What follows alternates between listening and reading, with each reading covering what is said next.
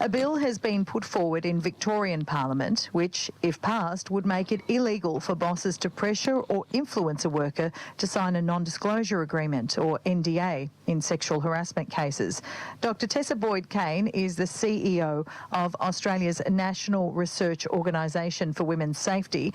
She says perpetrators are often protected in workplaces. Our research shows that perpetrators are often protected and shielded by systems in workplaces, and NDAs have been business as usual for many companies, really to serve the protection of reputation and not actually resolving a complaint.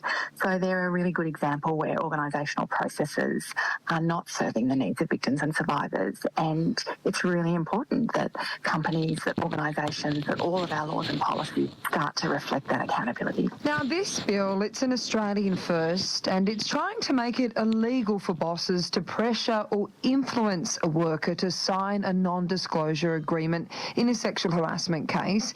Can you give us a scenario and also what the motivations would be to keep a victim of sexual harassment silent? We've seen that NDAs are often used to silence victims and survivors or complainants, and they're used in a range of ways that are actually about serving the interests of the company and particularly its reputation.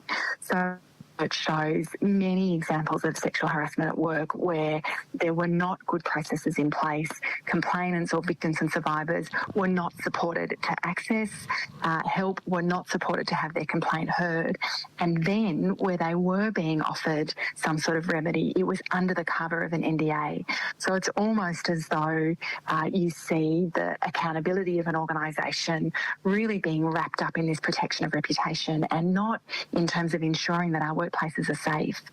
Yet we know that workplace sexual harassment occurs frequently.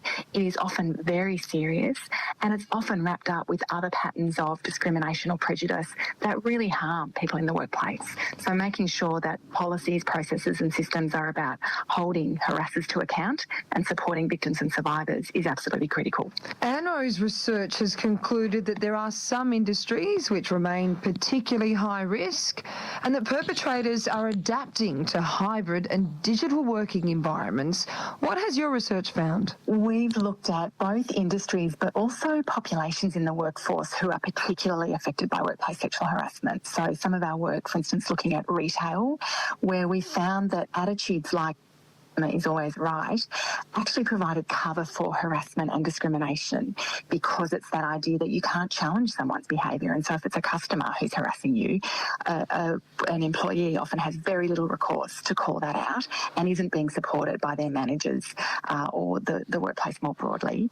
But we also saw, particular populations. So our work has looked at young people in the workplace. We've seen very high levels of workplace sexual harassment for young people, and particularly for migrant and refugee women, where workplace sexual harassment is often bound up with other prejudicial or harassing behaviours, which is all working to make those workplaces unsafe.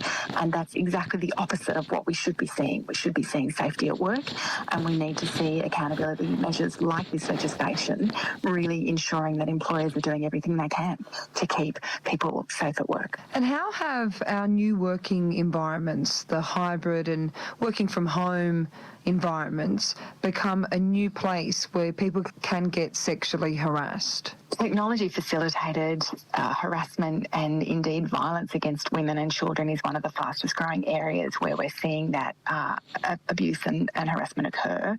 But we do know that employers are often struggling to keep up with the rate of technological change, let alone thinking about what are the behaviours and values that we expect at work being part of that online environment.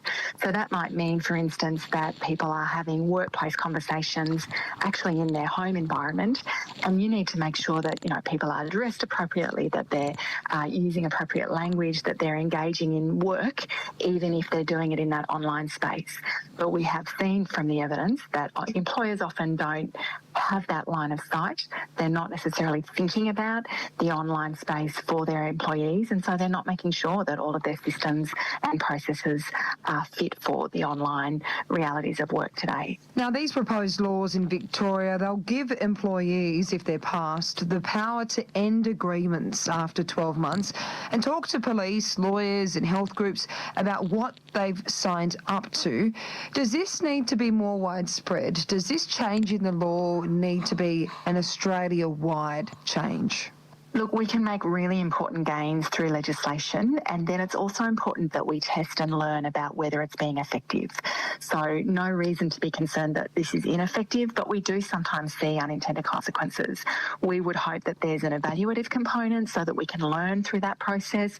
We'd want to be hearing, obviously, from victims and survivors about the difference that that's making. We want to make sure we're supporting employers to implement that really well and positively, and that all of our legislation, policy and behaviours is working towards ensuring that workers are safe, and that includes particularly that workers are safe from sexual harassment in the workplace.